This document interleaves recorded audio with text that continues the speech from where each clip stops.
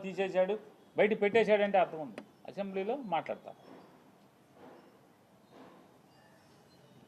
నన్ను అడిగావు బాలకృష్ణ, నన్ను అడిగావు ఫోన్ చేసి, జగన్మోహన్ రెడ్డి గారితో అపాయింట్మెంట్ ఇచ్చు నేను వచ్చి కలుస్తానని చెప్పాను.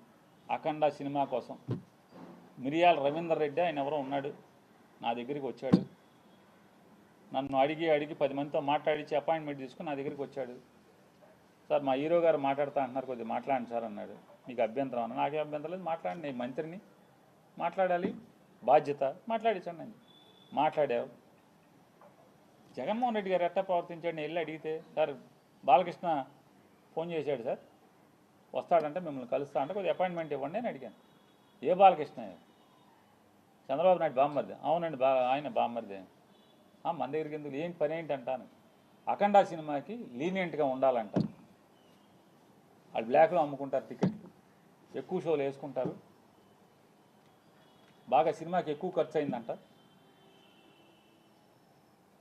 మామూలుగా బడ్జెట్ 45 కోట్లు ఎంతో అనుకుంటే అది ఆ డైరెక్టర్ వల్ల అంటే ఎక్కువగా అమ్మారని చెప్పని రేట్లు ఎక్కువగా అమ్మారంట. ఎక్కువగా అమ్మటం వల్ల దాన్ని 70 కోట్లకి తీశారంట. కాబట్టి అమ్మపోతే సినిమా బాగా తీసాం, బాగా వచ్చింది, మంచి సినిమా తీశాను.